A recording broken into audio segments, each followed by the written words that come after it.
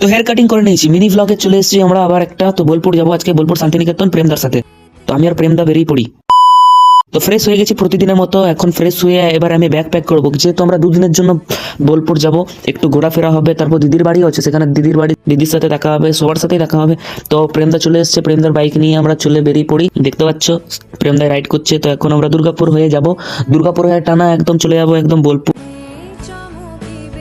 সনকা জঙ্গল পেরিয়ে এখন আমরা চলে এসেছি, দেখতে পাচ্ছ সেই লেভেলের একটা ব্রিজ পেয়ে গেলাম। এটাই হচ্ছে বীরভূম আর পশ্চিম বর্ধমানের বর্ডার।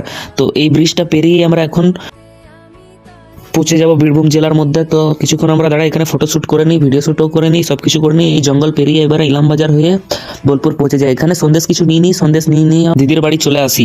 তো দেখতে পাচ্ছ সব সন্দেশ নিয়ে এবারে আমরা পুরো দিদির বাড়ি যাব। তো নেক্সট মিনি ব্লগগুলোতে দেখতে পাবে কোথায় কি হবে। ততক্ষণের জন্য লাইক কমেন্ট সাবস্ক্রাইব করে দিও, নেক্সট মিনি ব্লগে দেখা হবে।